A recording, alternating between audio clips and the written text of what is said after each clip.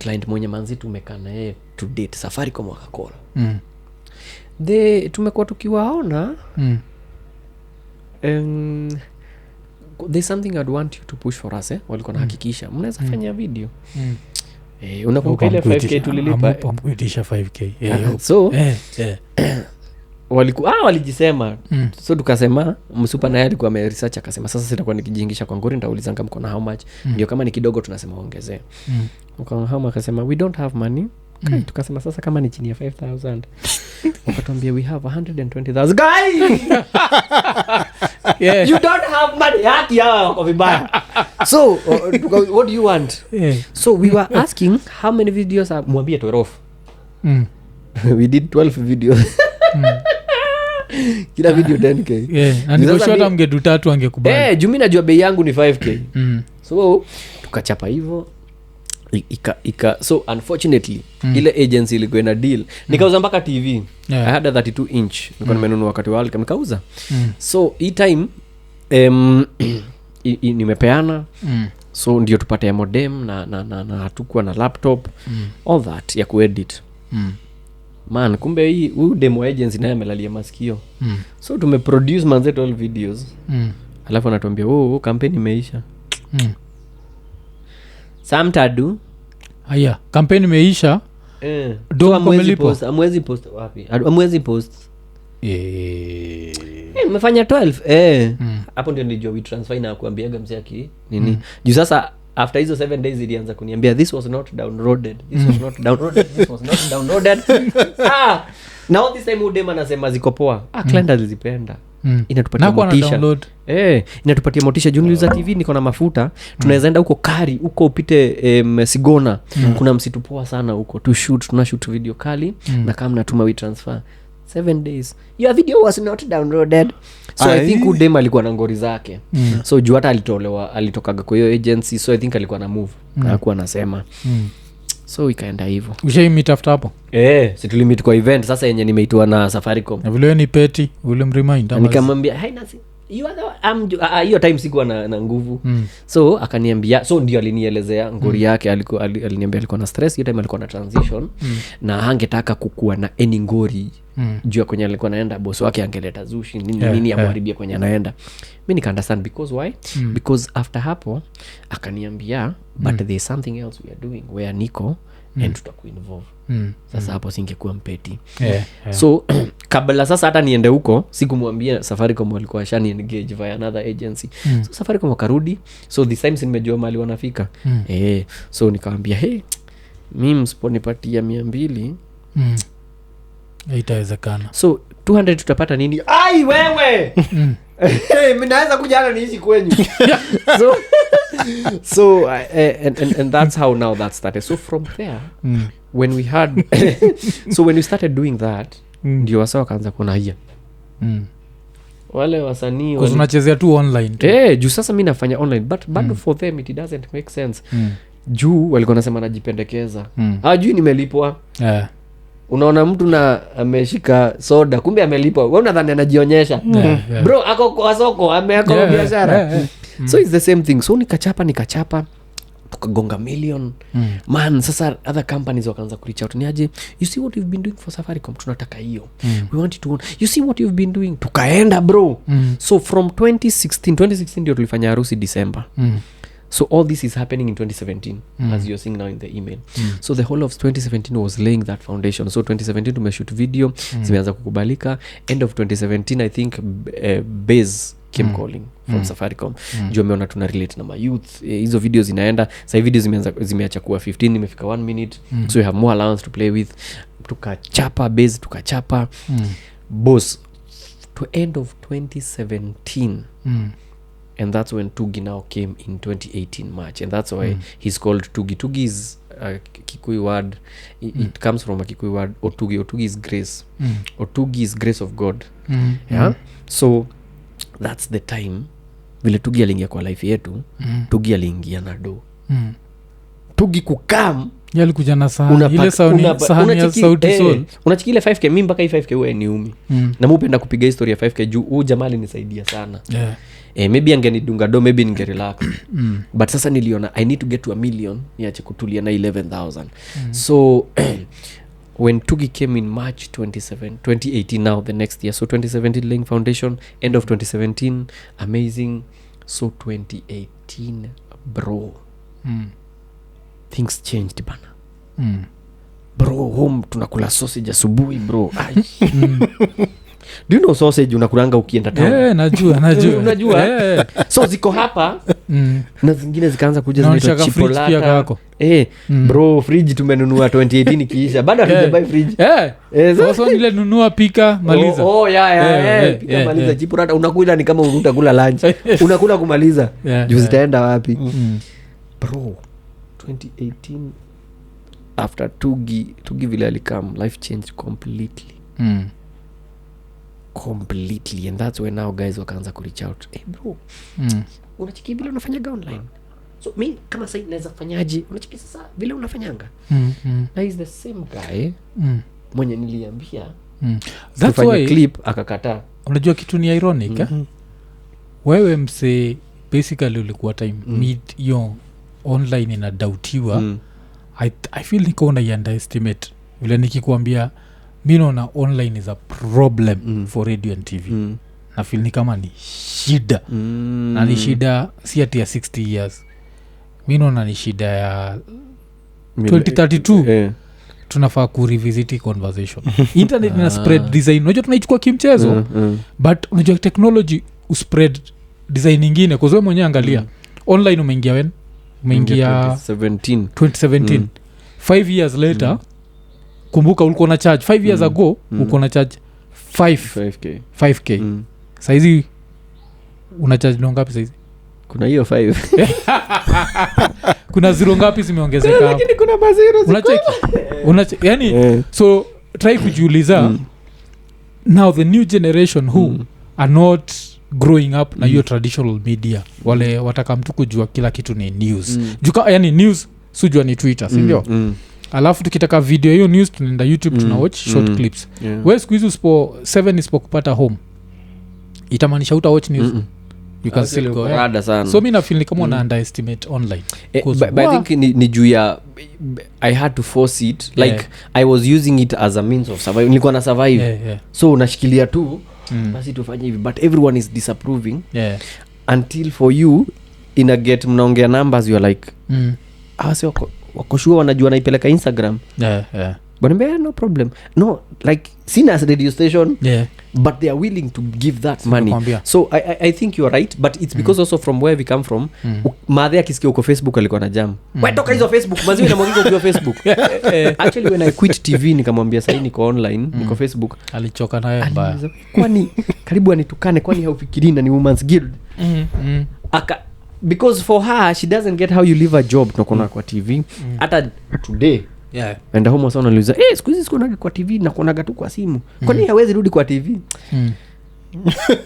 bro it's a long conversation but now from where I come from how everything now has come to be it's like I'm like hiya so you are right na mimi nafikiria it's a big problem and especially because of the Tugis alafu na mtoika wangu yani ni watoi hawajui mtoi wangu hata utafanya nitamuuliza FM ni nini I doubt kana jua kwa hiyo akiingiaga tu kani ngoma akisha watch Ryan sio Ryan niko sure hata mtu wako na watch Ryan yule na budake vile mtu yuko katia ma parents akisha watch hizo ma Ryan zake aende watch nini next ngoma ana search nataka kusikiza hii ngoma ana search na check so ana grow na hiyo so itakuwa hard sana au kuwa na ile patience ya kukaa chini na kusikiza radio alafu mtu aambie anaenda kucheza ngoma itis vitu zote naona zikienda zikiwa shida alafu nini kitu kingine pia ile me stand out kwa history yako na ni kitu nili mention huko mbele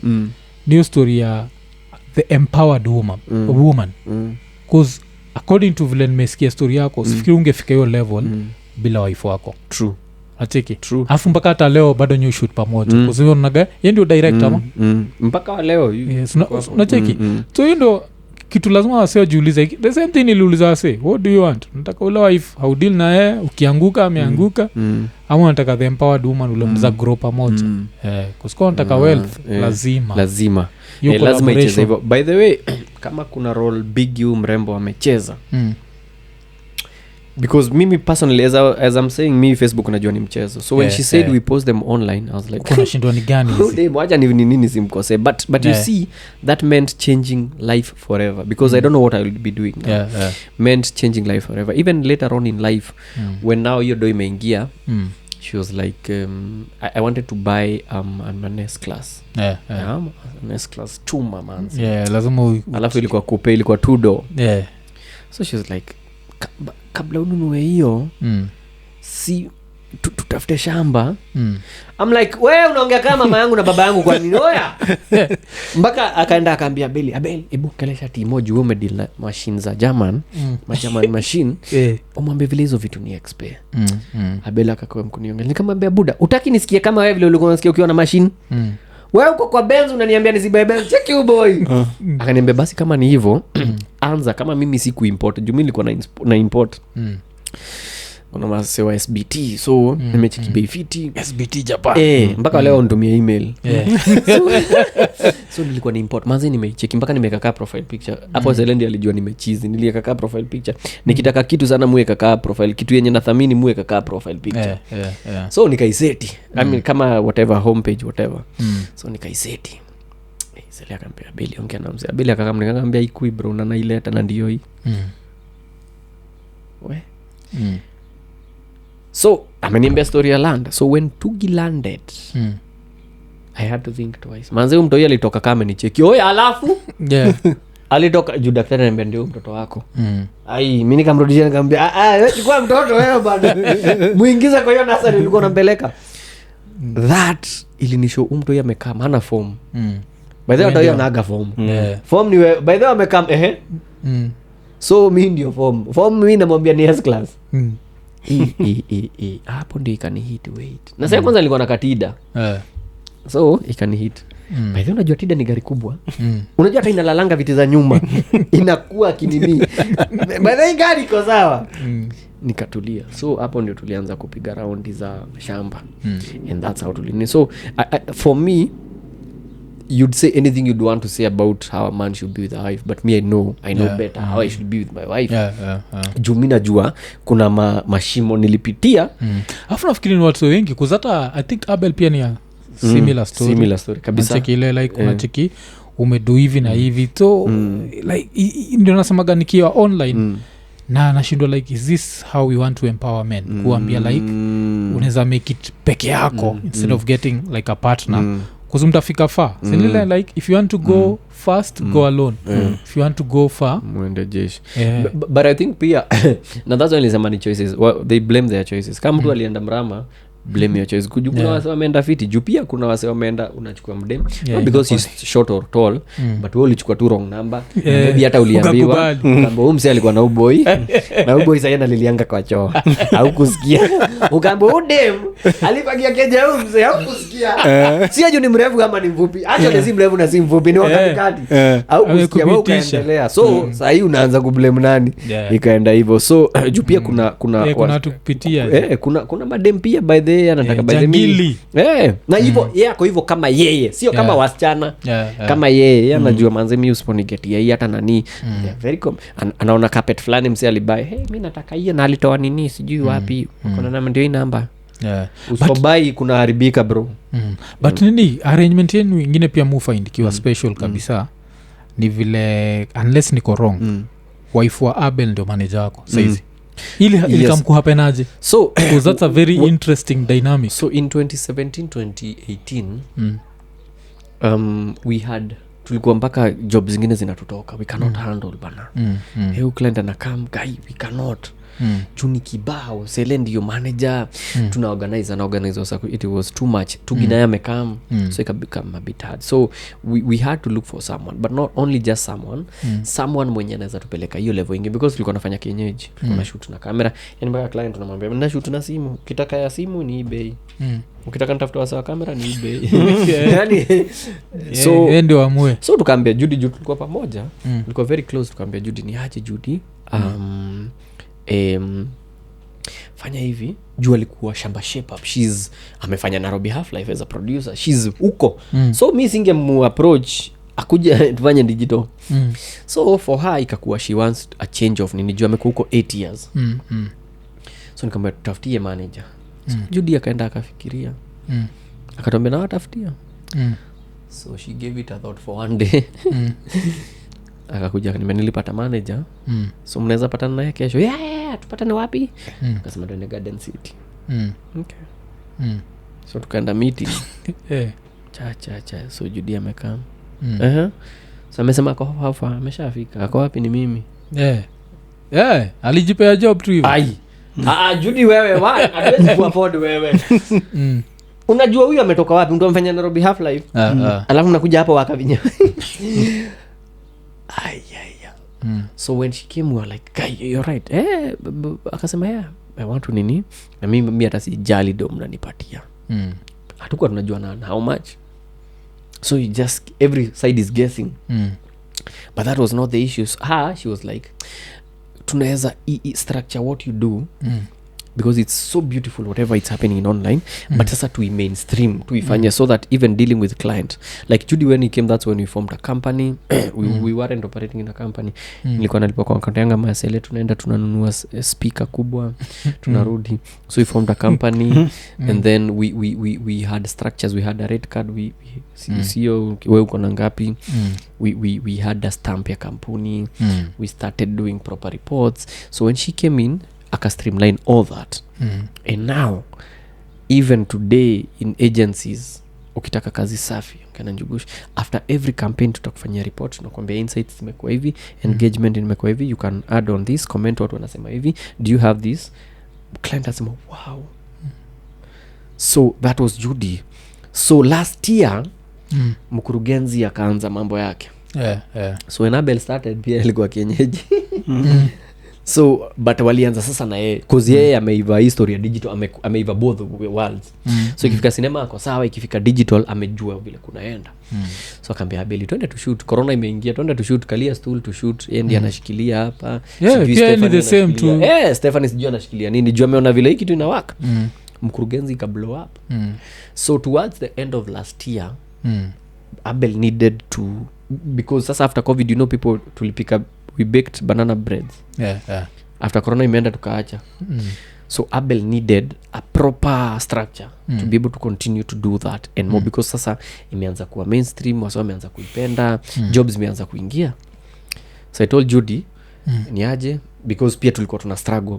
juu sasa amefika ile point Sele alikuwa so anashikilia side yake huku anakimbiza huyu kuna report ya huku kuna report ya Abel so like because Abel ndio anaanza na this something new unaweza concentrate huko asema wala ikakuwa ndio hivyo because now they needed to that was last year they needed to structure whatever Abel atafanya like for example even Abel alikuwa anachapa story moja mbili sasa hivi wakai diversify can we even they are doing live shows can we go for live shows so that's what so from last year aka step down so other than sasa zile job heavy that they require akue so aka sort of step down aka plug in kwa Abel so right now what happens utapata kuna job na something else beautiful happened Judy has always been shy kwa online as we speak anapata gig actually anapata gig mob saa zingine kuliko Abel anapata gig unasikia unapata gig ya sabuni sijui nini so with that ikakuwa hizi shikanisha hizi brand Selena yeye ni brand kuna donate t-shirt kadi ya Tugi so hizi shikanisha hizo zote so we had to bring someone else on board under her so saa hii tunacheza hivyo so saa hii utapata kuna job tunachapa na yeye mwingine anachapa na Sele kuna ingine yeye ndio anaorganize vile tunaenda like for example za Bountiful end anakuwa in charge so that's how we work kuna ingine Sele ataenda apata gig ina to involve mimi Abel na Judy yeye ndio ako in charge so we work that so tukienda tupate job tunasema wanataka mkurugenzi na Njugush. Ile do tunaitisha inakatanishwa katikati. Kwa hiyo tunajua vile tunaicheza. So it's a mali tumefika juu kama familia mnaaminiana kifamilia. So hata kibiashara hivyo. So kama for example tulikuwa watamu pamoja. So get to talk about biashara like where do we think kuna hii product tumekuwa tujaguza, how can we approach it, because people want information about it. We share ideas, then kila mtu anaendana anaisawazisha. Hey, but nini to me story I hope like, hata kama mtu ajaget kitu yote ameget hiyo story ya usigo online kutafuta relationship advice because I know bana mimi ningesikiza bro masculinity Saturday mui chekigi alafu nashindwa like naambia say like una plan kuanzisha familia. Huyu ndio mtu usha notice kuna hii joke Americans make ati live with a woman who ukipata stroke anaweza jua umechapwa na stroke because ako kidedi na ujui. Tu ndio mtu atakuwa na wewe. Sisi wale tuko online tunakuhype tunakuambia sijui nini. Na hivi anaweza kukorogea simiti. Kwa kikuona hapo na retweet Americs. Anzamu kukorogea simiti. Sema hivyo ndio na nini. Bana so I remember kuna time the longest time manzi kabla nikaifiti Msupa ndiye alikuwa ananisponsor. Alikuwa anaenda nauza mangodha ananishikia sapa bana. Nilikuwa nakula mangodha zake. Anauza mangodha. Manzi demu yako imagine ndiye anauza ngodha hostel ya chuo. Anauza kesi ngodha zilikuwa mpya ama ni hatujui za Githurai wewe. Hatuko jua but bora mimi najua nilikuwa naninulia sapa. Kama ananiambia ni aje kuna time manzi nakumbuka birthday moja na hiyo kitu ilifanya nimpeleke birthday Dubai. Na si ati nilikuwa na domo but kuna don nilifika nikamwambia twende Dubai. Manzi Msupa ni birthday yangu. So sisi kwetu we are not big in celebration where I come from. So birthday manzi ni birthday yangu. So ni May 20th. So nimekaa manzi nimechoka sijui nilikuwa nimetoka wapi. Then akam nampata ako na queen cake. Na kiberiti. So amedungilia mti moja kiberiti kwa queen cake. So niambia funga macho naingia. Nikasikia twach. Kadhani manzi ile keki iko hapa. Kufungua manzi nikapata ka queen cake. Alafu ni kiberiti imewasha kiberiti ingine. Kuna kando. Happy birthday buda. Me I think hapo. I think mimi nilipata jackpot. Kusema tu ile ukweli. Nilipata. Yani ilikuwa mpaka ile time nilianza kuingiza doni nikapatiwa ATM. Yeye ndiye alikuwa anaishughulikia. Umetoa doni. Yeye ndiye alikuwa na kadi yangu ya ATM. Ukisema umepata jackpot utaiangalia hivi. Utaangalia kabi wa Jesus jackpot, ndio? Wewe jackpot. Terence jackpot. Naitwa nani? Mkurugenzi jackpot. Mimi mwenyewe pia naweza sema jackpot.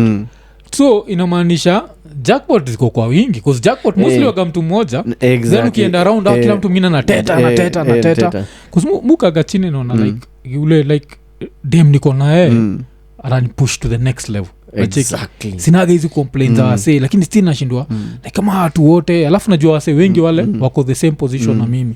So naonaga like sasa lazima ikuwe watu wanafuatilia hizi stories za kina Americs ni younger men.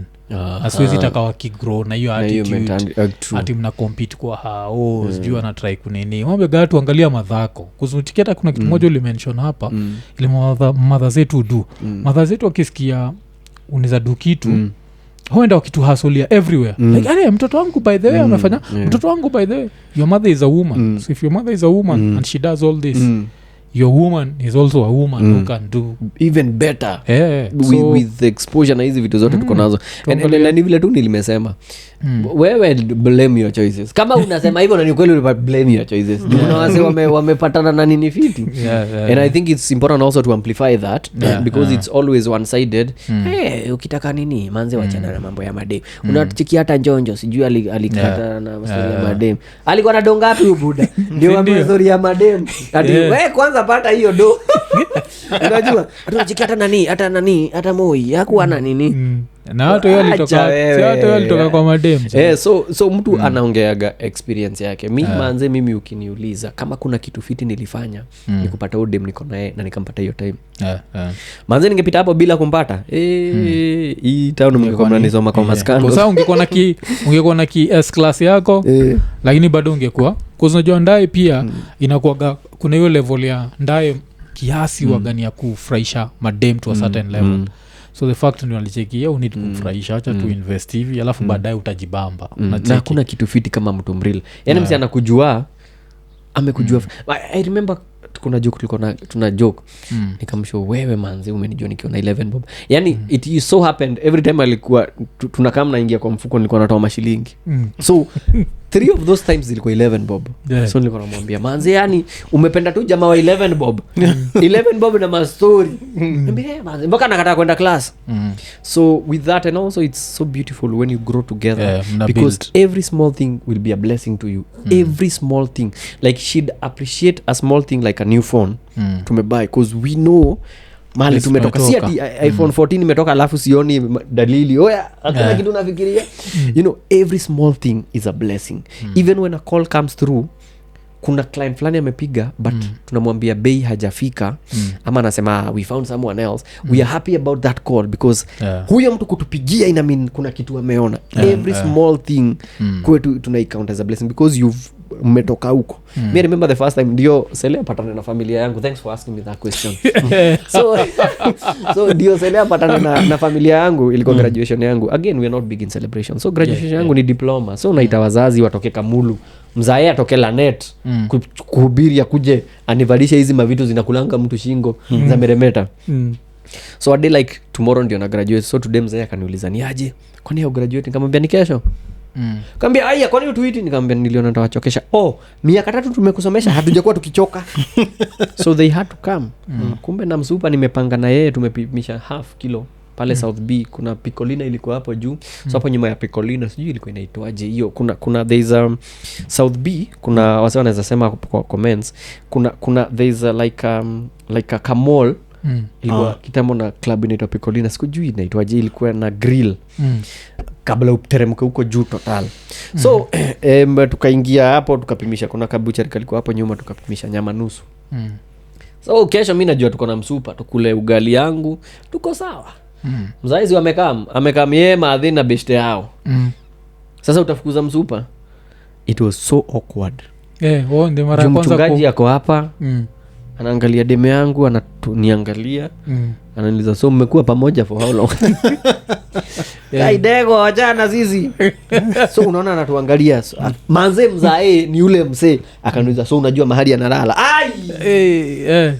nikamwambia analalanga huko mahostel wewe hauendagi sasa bro tuna celebrate that's why I didn't call you in the first place so that's how we met and then mzae akaniita kando akaniuliza huyu ni nani akambia ni beshte najua ni rafiki ni girlfriend yako akaniambia sema kama ni girlfriend yako mimi sina shida kwani mmeonana leo unataka kunidanganya mmeonana leo so akaniambia so unatakaje na yeye buda ni this is very personal bwana akaniambia fanya hivi unaweza muinvite kwetu 31st ama plan yako ni gani unaweza muinvite so baadaye ndio mzae aliniambia alikuwa anataka kama ni mtu serious atakam na kama ni mtu serious tuache kupita huko kaende cause yeah the mistake that happened in his life he got into life very late aliingia class 1 akiwa 15 years so life imekuwa he always wishes angekuwa at a particular point mapema kidogo so it's the same so remember kama umeamua hivyo sijui nini na kustop so hiyo tumegraduate December nimegraduate msichana wenyewe bado wako shule manzi nilimpeleka kwetu Joska 30 hiyo tarehe moja sikukuu ya tarehe moja it was so awkward juu sasa hii kitu ilifosiwa yeye mwenyewe ananiambia are you sure akakam kuna swali aliulizwa mpaka wa leo huwa namchekelea aliuliza ango juu yeye amezaliwa ni Wagetho ni mkuu wa Mathare Tao akaulizwa nyinyi mnaishi wapi akasema tunaishi Kasarani kwa Kasarani mko na shamba ama ni ploti ya juu difference ya ploti na shamba yeye alisema tuko na ploti but kwa ndani ya ploti tuko na shamba mzee kumuuliza kwa ploti mna shamba aje ya sukuma kwa kitchen garden ndio anaita shamba yeye kwake hiyo ndio shamba so it was niliisha mzee akaniambia mtu hachekangi you tell her so after hapo story kaenda after like amemaliza chuo hata pia utichanue difference ya ploti na shamba ni ploti ni 50 by 100 okay. Shamba ni eka tuko na shamba hiyo sasa usho ni mugunda hiyo ni mugunda hiyo ni shamba ploti so ukisema uko na shamba ndani ya ploti the other way unaweza kuwa na ploti ndani ya shamba so from us that's how we know shamba ako na shamba kuna shamba Kenyatta hana ploti. Kenyatta akona mashamba, hana maploti. That's unasikia ganaishi kama hata nyumba za hizi flats ploti, hiyo ni ploti. So from that understanding from us, shamba ni shamba na ploti ni kitu ndogo. Kusikuwa nela. Kwa sababu imefanya kuna ile time tukibonga juu ya kuheshimu na kuogopa. Hatuku go through that. Tofauti ni gani? Kuheshimu na kuogopa. Because nilifindio ikiwa interesting. Kani remind kuna story mupatia gawase ya Buddha. Kina Buddha alikuwa na bonga ati someone I threatened someone then he warned me. So now the difference between a threat and a warning. Now difference ya kuogopa kuzunza Ruto unamuogopa ama unamuheshimu? Namuheshimu. Yeah. Namuheshimu to the point that he's the president. Na pia unamuogopa? Hapana, si muogopi. Yeah. Sababu kwa nini muogope? Yeah. One namuheshimu. Yeah. Like if he's here, kumuogopa means, let me give an example na mzae. Buddha ni Buddha msapiri. So namuheshimu, si muogopi. Yeah. Namuheshimu ni baba. Hata akiniambia nilale kwa matope nitalala juu namuheshimu. But sio ati juu namuogopa. Ukiogopa msee akwambia ulale kwa matope utahepa. Sababu unamuogopa. Juu kilala hapo ujue atakufanyia nini. Anaweza inua kiboko sasa akuchape. So heri uhepe juu unamuogopa. But kama unamuheshimu akisema hivyo utalala. Kuna story ya kuogopa na kuheshimu Mungu. Yeah. Tunaheshimu Mungu sana. Yeah. But tumuogopi, that's why tunamuongeleshanga. No, by the God mimi nataka gari na hivi. By the God mimi nimerudi kwako tena mimi nataka hivi. Sikuogopi na kuheshimu. Yeah. Ile kumuogopa ni kumuogopa. Ile yenye tunasemaga muogope Mungu ni kumuheshimu. Like kuna kitu huwezi sema huwezi fanya juu unajua na kuona. Yeah. But ikifika kuheshimu na kuogopa na heshimu sindano. Yani tunaheshimiana. Like tunaheshimiana. Ikipita hapa mimi napita huko. Tunaheshimiana. But ikifika ni kuogopa ni ile hauna otherwise. Ruto na muheshimu. Mimi akikuja hapa nikiwa na kofia nitavua sababu ni mzee. As much as I had in the past different opinions, ni mzee. First thing nilifunzwa ni heshima. So akikuja nitavua kofia nitamsalimia. Currently he's the president. Akisema kwenda hivyo whether upande uteremke. Sasa unaona mpaka Murathe anajipeleka yezi. Murathe upande usipende. He is the president of the Republic of Kenya. So kuna hiyo heshima. Na akisema twende hivi. Akisema Njugush kuja nataka kufanywa hivi, twende hivyo. Mchekile Murathe alijitetea. Ati hiyo do ina investigate ni deni alilipwa. Mimi nikilipwa sitaki kujua pesa yako imetoka. But if it's proceeds za corruption. If the proceeds za corruption. Lakini hiyo ndio swali. Saizi nikiona deni yako, alafu niende niibe, ni kama nikulipe. Hakuna makosa umedi. Haya, uko na deni yangu ya simu. Alright? Kuna siku nilikupatia simu, ni simu hii ulienda ukapoteza, alright? So umeenda ukaniibia exact same phone. Umenipatia. Yeah. Sawa? Simu ni so tofauti. niko na simu. Niko na simu. Nataka kupeleka hapo niko na simu. Yeah. So hizi mkifuatwa nani atafuatwa? Ni wewe. Haya, sasa tunataka tufanye hivi. Hii simu ulienda ukauza ukanipatia do. Hiyo do niko nayo. So hiyo simu kuna kwenye imeenda. Hatujui mwenye ulipatia alienda sijui akafanya nini. Simu yenyewe haiko. Tumeenda kuifuata. Lakini kuna trail yenye tunafuata ni nini? Ni pesa. So niko na hizo pesa 75,000 nimeshika ama whatever. So hizo if they are proceed let me put it this way. It is blood money. Let's call it that. It's blood money. So hii pesa ikifuata si iko na damu. Ndio. Sasa itabaki let me bring it. Kuna time best yangu Wanduthi ameibiwa. So nikampatia pesa aende aniekee kwa aende aeke kwa simu yake atume kwa mse fulani. So nikampatia let's say for example 30k. Hizo do eka kwa simu yako utumie mse fulani. Yeye akapigiwa na hawa so wakamiti. Kumbe huko ndani inaswapiwa. Kuswapiwa ile do alikuwa ametuma. Si ametuma kwa ule mtu niko na deni yake. Amemtumia 30 imeenda. Huyu jamaa akareverse. Si hii simu ya mtu Wanduthi si imekuwa replaced. Sasa iko na mtu mwingine. So vile ali reverse hiyo do mtu Wanduthi alikuwa ametumia beshte yangu. Hiyo pesa zikatolewa kwenye zilitolewa huko Busia kwenye walikuwa naenda kutolea huko Bomet. Si imetolewa. So pesa nani yako nayo? Mimi si bado niko na deni ya yule mtu wangu. Tuko pamoja? Wacha turudie iko watu wamepotea. Nimepotea. Nimechukua 30,000. Yes. Niko na deni. Tuseme si tuko hapa watu watatu. Sasa wewe ni mtu wangu Wanduthi. niko na deni yake. So kile nakwambia jamaa wangu Anduthi, wewe kimbia M-PESA, uniweke hiyo do kwa simu yako. Ukiweka kwangu italeta shida juu ya ID. Weka kwa simu yako, then umtumie tumalizane. Sawa? Na ukafanya hivyo. So umeenda ukaweka do kwa M-PESA. Mswa wa M-PESA amekuwekea do, so amda deni wewe mtu Anduthi. Na wewe ukatumia ule msee do but hajatoa kwa simu. So hamna deni. But pia mimi sina deni. Imemalizana. So hadi hapo Murathe wakienda election walikuwa hapo. Hakuna mtu akona deni.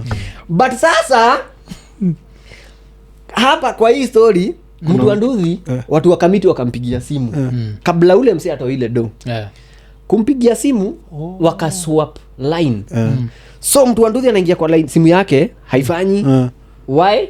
Because kuna sasa mtu wako nyuma hii wall, mtu mwenye ako kamiti mwenye amesha swap kwa simu yake. So ako kwa simu yako.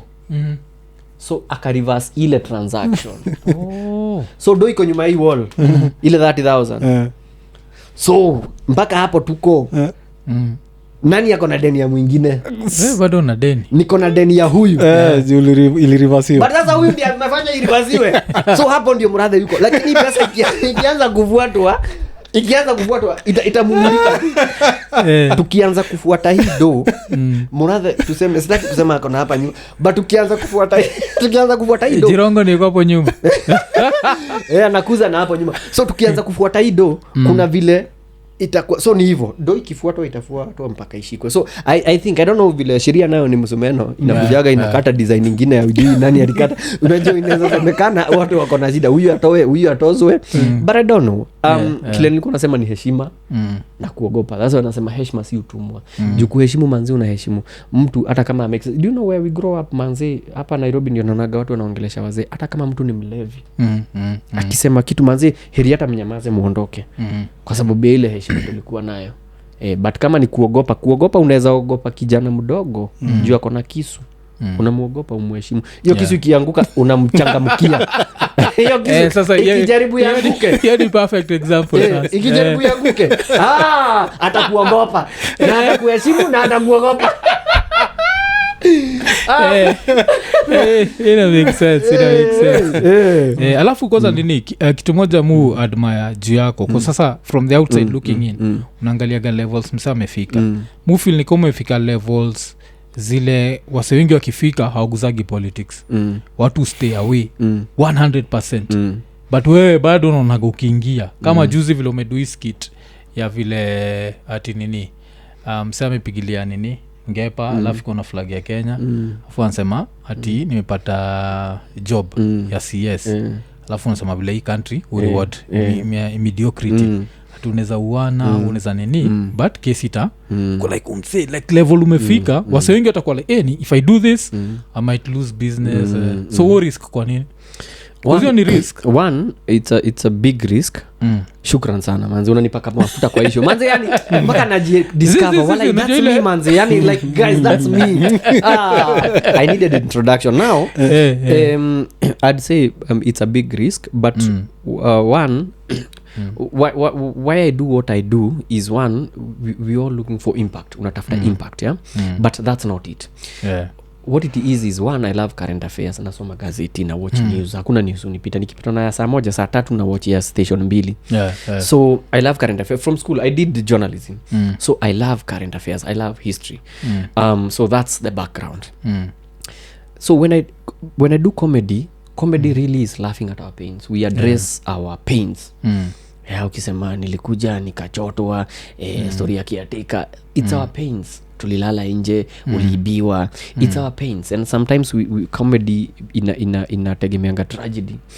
So that's why unakuaga na hizo. So kuna kitu ita happen like kuna matope hapa, kuna matope na msi akona viatu zinakaa riski. So hiyo ni tragedy ina happen but we want it to make us laugh. So when I'm looking at my people, when I'm looking at how people are going to engage with the content is what are the pain points? One, utachekesha watu wako njaa unless you laugh about hiyo njaa. So there is that. Two, wasi wanafikiria nini sahi. So and that's why we do current affairs. Kama for example kuna kitu imetrend, I'll do that then. Because at that time kila mtu anaongelea hiyo story.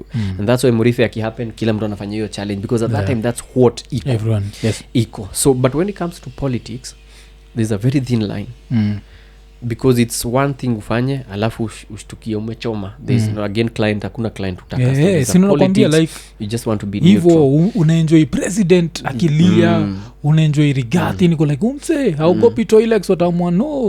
But now nikakam kurealize there is power in numbers. So if you have engagement and people are gonna come to your videos, people are gonna spend money to come to your show because a good number will tell you manze hiyo job ufanya ni fiti. Vile unasema it's risky, unafanya ni fiti and I feel like I need to do something. Ukiwa na show nitakam na nitalipia watu 5 niko majuu naweza lipia watu mbao. That's how I feel I can come through. This means uni mtu atatafuta content yako. So whenever clients wants you to, in a campaign to push a certain product, they look at your insights.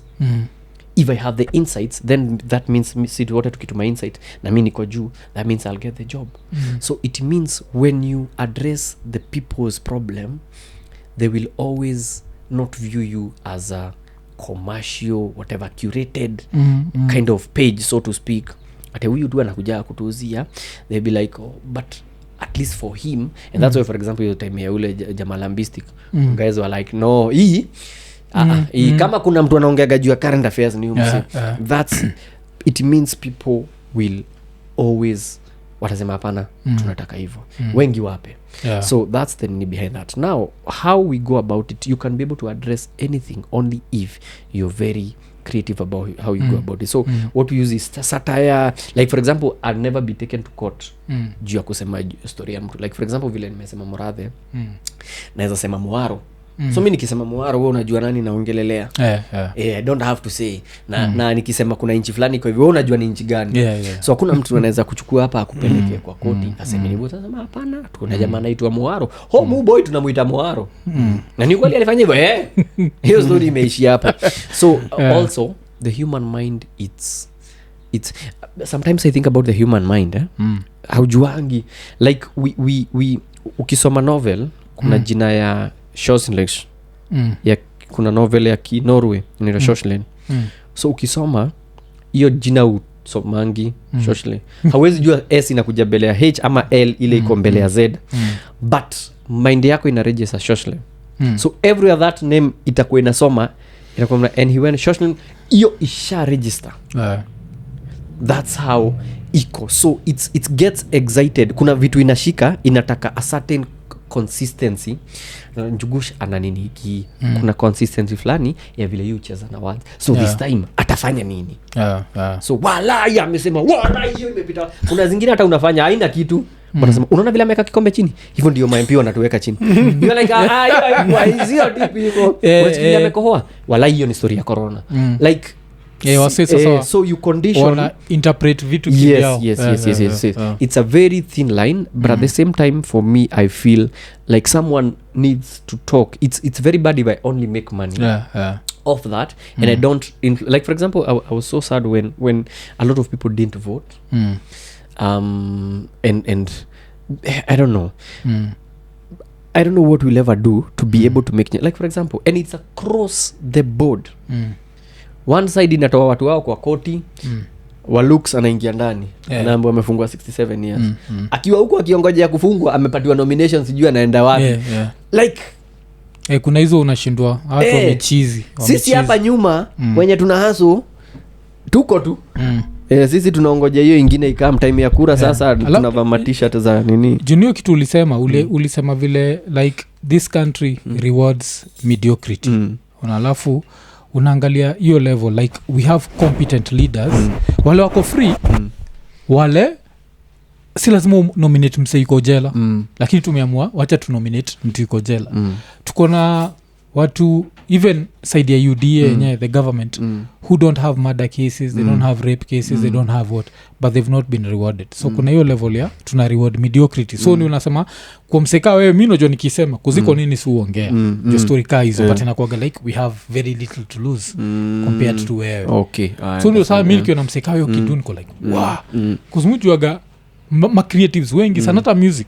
Ukiangalia music unaonaga like during the election period ngabla artists walikuwa don't use my music no they didn't want to be involved in politics in any way but until the time we will all want to be involved because unajifanya staki siasa siasa is so good because good politics means we have like for example let me how do I put it this is just an example.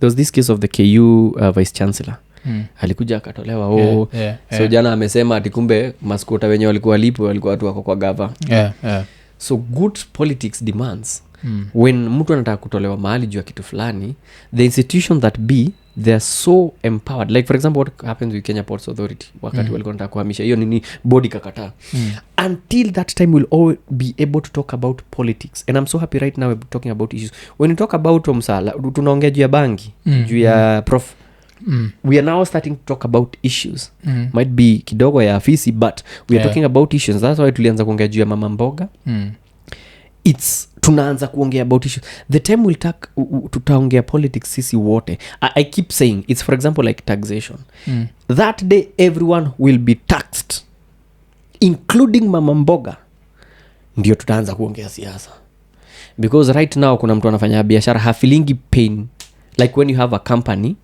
vis-a-vis when unalipa tu taxi ingine ya kawaida because ile remittance manzi unapatiana kwa gavani kibao kiarea wachekangi when everyone pays tax na unalipa tax juu hata ya shilingi 10 I swear that's the time tutapenda politics tutaipenda because sasa you'll be able to say hapana hatutaki kama ni hivyo hii pesa ya nini in public participation now tutaingia public participation hatutaki tunataka clinic ndio tusikue tunatumia do hii barabara tutengeneze hii juu ya maziwa we'll be able to be involved until that time but every time we shun politics at the same time we celebrate politicians so we don't want to talk about politics but ukiona kiongozi fulani mheshimiwa wakikuja church wanakaa pale mbele mpaka kuna gospel singer alikuwa amekuja sasa haonwi sasa ni kiongozi tuko na nini atuongeleshe they spew their nonsense and then they go the time we will stop celebrating them and start being involved in the politics because nilikuwa nauliza kwa nini msee asisimame aseme juu kuna wase vile umesema kuna wase wako in leadership wako sawa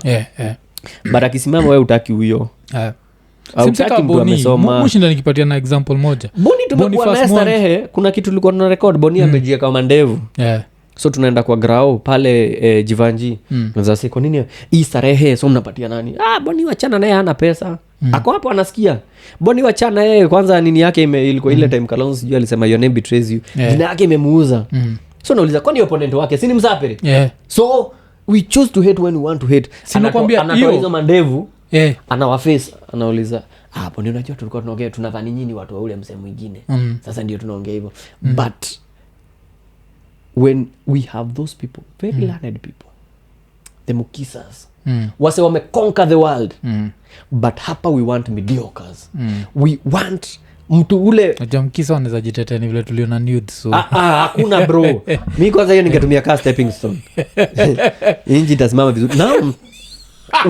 what I'd say is we reward we tunapendaga euphoria tunapendaga sorry to say underdogs mtu tunamwambia soma sana tumekwambia wewe usome sana mazi pata madegree but haya huyo alikuwa na D haya ako na D na amekuwa CS wow this is what we want so what are we doing to this guy tumemwambia some bro so tumecelebrate D this is so it's so we are very sorry to say but we celebrate underdogs at the expense of ujama amesoma huyu amesomeshwa mpaka na church na wasi hata siwezi I think the right word ulitumia ni mediocrity si underdogs because underdogs ni mtu alikuwa na nothing na akapata hiyo na akajibuild to something so ebu niambie we support that team that is losing kai wamechapa bao 6 aki wacha tuwaombee wapite hawa Manio wamekaragaza sijui timu gani tunaiombea wako 6 down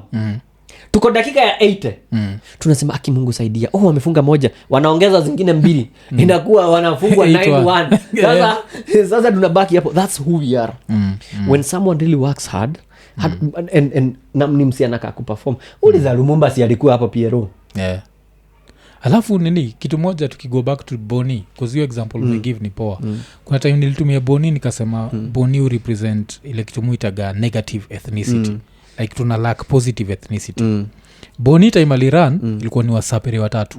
Ilikuwa Boni, ilikuwa Jagwa na kulikuwa na kijana mwingine. Out of those three, the best candidate was Boni. But wasapere wengi walichagua Jagwa. Jagwa was not the best person on that. This has nothing to do with Jagwa. It's just as a politician, Boni is more of a politician that can change a society more than Jagwa. But Jagwa of course yuko na qualities zake. But so na cheki unaona like hapa si positive because amongst our tribe tunafaa kwa tunachagua the best. Even like our governors. Exactly. Inafaa kwa out of our governors wote kama Machakos ilikuwa Nzioki Nzioki Wata. He was the best candidate for Machakos. But did the people of Machakos choose him? Unaona so kuna hiyo nile ni negative. It becomes a negative. But pia I think tunapenda euphoria. Like ni yellow manze mtu hapa manze amekuwa akisijui hata kabla anafanya kazi hata than the sitting of MP. But hayuko kwa yellow. Tuwezi msala. Like leo tulikuwa tunapiga raundi, tumepita huku Makoyo tukakam. So tumepitia barabara hatujazoea. Mazio mtaa ilikuwa haina mabarabara. So tukafuatilia tukapata MP wa huko hata hajarudi. Viongozi wale wote juu walikuwa mrengo ile ingine yenye sio yellow. Walikuwa Jubilee, walifanya makosa akakuwa Jubilee. Walifagiliwa. Tunapenda euphoria ni gani? Ni yellow. Ile time ingine pia you remember kuna euphoria pia ilifagia Tuju. Ile Tuju alikuwa mpira Rieda manzi amechapa job smart. The first mobile clinic yendi alileta. Wachana na hizo beyond zero. Yendi alileta. Akakama akaenda against baba ikakuwa ni hivyo. Bro. Umenda so we have that but more so we reward mediocrity. Na hiyo ndio inatukula. Na ndio mimi husema wacha kuharibike. Wacha ni sisi tunajitakia. Sisi ndio tuna with our sane mind tunakisema huyu ndio tunataka. Tumechagua huyu kwao kuna pesa hata iba. Alafu najua kuzio yako muiangalia vile usema sijui kio msanii ni kio cha jamii sindio? Alafu sasa kuna mtu pia alisemanga you break the mirror that reminds you of your ugliness. So the fact when ni kio as unashinda unaonyesha say this is how ugly you are, they move feel like una risk sana because people always break the mirror that reminds them of the ugliness. So now for me I end up nikikurespect because niko zile like hum sana riski yote because you don't need to. Unajua you don't need to. By then naweza kama and that's why inafikaga place by them like actually a lot of clips I've done and then I'm like I've done actually zile you see the light of day ni kidogo sana as compared to zile like because every day in this country every day there is something wallahi naweza toa clip every day ya ujinga yetu ya ujinga yetu but you're like is it what because at the end of the day they are the same people wenye watakunawa them they're like huyu jamaa kwanza ameongeaga hivi wao anataka kwenda hivi left but unafaa kwenda right na this is the right way but watu wakiamua wameamua so walisema watolewe sijui mwizi wawekwe sijui nani wale kwa msalaba watu wakisema wamesema so if you can only do so much uliza Boni ni nini hajafanya wase wakamtoka muagi unawasejua Boni kuzosako like he's there for the money like umseni shaka neti he actually loves the country but sometimes mu feel Boni like the way watu wamemkataa ina tuonyesha we as ourselves the fact hatupendi inchi we can never do anything for this country hakuna vile unaweza amini mse mwingine anaidu bila kulipwa na ma-NGO kulipwa mpaka kuna time kwa nauliza wase how much would I pay you ndio uende uchapwe na Kenya Police kuzanga vile Boni uchapwe na Kenya Police wewe unaweza lipwa saizi hata mtu akam akwambie sawa acha tupatie hii 5 million lakini 5 million nataka tu ingie central uchapwe unaweza kufa bro lakini unaweza utakubali afu mtu anakuambia he's been paid kwa who has paid him huyu mwenye anakuambia analipwa 100 huyu mwenye anasema he's been paid politician akikuja na 100 unajua mnapatia kwa 2,000 mgawane watu 26 msemoja na realize so my point is we and that's why nasema mse akiwa legit anataka kupigania and you see we actually and we know the beauty of all this is that we know the starehe people they knew who was A na who was B and who was C they know lakini we don't want ni kama mtoto unajua uko njaa unataka but hataki when wewe unamwekelea mpaka inaangukaga so my point is when we all start talking about politics when we all start talking about current affairs that's the only time tutakuwa fiti but only tukiendelea sasa na hii tunajizikanga mimi siongeagi siasa then ikifika time ya kura bro Sasa ndio mtu hata unajua siwa kabila yako. Nyi kwendeni huko mmekuwa kwa uongo. Haya. Wewe si wewe ulikuwa unasema upendi siasa. So but also pia for Kenyans I think tumefika place this election was quite different in many ways. One, wase wamejua hawa ni wezi. So mko na doya kukuliwa leta. Kuna mtu huo mzai yako kwa madeni bro alichukua loan anaambia manzi ni wewe unacheki place. So akikaa hiyo time wamearrange vile nini ulichapa hiyo skit. Manzi ni wewe. Manzi ni wewe. Then saia yuko wamejua. People know what they want. Kuna MC alikuwa hapo wakamwambia kama hii barabara utengenezi na ile kuweka na nini kuna vitu alikuwa organize. Aurudi. Wewe sahau hii story cause he had the finances alikuwa na doya ward walikuwa wamepewa. Yeye alitengeneza barabara kwao and that's how he knew there was money. Akatolewa. So people are knowing. 3, what happened in this election? You know we came from COVID. In terms of biashara watu wengi walikuwa very affected. So if it could have been to end the election in November, a lot of people wange die of hunger. Already we have hunger, but biashara pia zingeamka. So the fact that it was peaceful, it meant wase wameanza kusoma. Juu sasa hii jeshi tena imegeukana. Muda ameenda ile side nyingine hiyo. Wait, Muda si amekuwa huku, tena ako huku. Kalonzo ako huku. So wameanza Wetangula ongedhani angeda UDA. Na kwanza huyu jamaa amekula fiti. Unajua hata amepita. Yaani amekula fiti. So my point is wasa realize hawa say wao exchange wao ati Raila na Uhuru. Lini? But when it's convenient, vuka huko. So that means where does that leave us? It means tuko peke yetu. So if that's the case basi wacha wafanye mambo mimi nitapatia ule kwenye euphoria inaanguka kama yule wenye sitapoteza kura ama whatever, but mimi nataka peace. Weni wasesi walipigwa picha wakibadilisha matisho wao uko biashara juu hata wako biashara. So I think for and we are headed in the right direction in that nini. Kuna hizo wasa wameanza kuuliza maswali. Kuna MP alikuja nimewafanyia nini hii kitu ni huyu amekuwa akifanya. So you start asking questions. They are finding it hard to go back home. People are asking questions and that's why sahi if you look at what's happening right now in the last regime inge happen. Rigathi was in Mombasa. Person to receive him alikuwa Mombasa governor. Mustari wa mbele Abdulswamad alikuwa pale. Why? Because at the end of the day kazi lazima ifanyike. Na how itafanyika lazima mfanye kazi hivyo serikali kuu na ndogo na hizi na hii hapa. So because why? People wanataka kazi hawataki mdomo. So I think we are headed and once watu wako kama for example tukifanya elections ulikuwa unasikia kuna constituency hazijairudisha MP. The last how many hawajarudi because people this what people want. Tunataka kushughulikiwa hivi and we don't want a lot. Like for example me staki story ya kuongeza mshahara. People actually instead of hata kuongeza mshahara make health na education totally free na available na accessible. Juu sasa ile do tunalipwa ndio napeleka kwa hosi, ndio napeleka shule, ndio napeleka sijui wapi. If you didn't have all that, then that means ile do unapata ukiongezewa kidogo it's more than enough. So I think on both sides we are doing well. Even in terms of leadership, what now we have in terms of young blood, I'm hoping they're going to do when we have Bakina Sakaja, we also have a young person in Sonko. But where when we have Bakina the Motua for me I really naheshimu jamaa wa Makueni. Nani Mtula Junior Mtula Kilogo. He's very sober. Even when kulikuwa na hiyo sokomoko ya mirengo wakikaa chini ulikuwa unasikia very sober people anasema ingoriko hapa.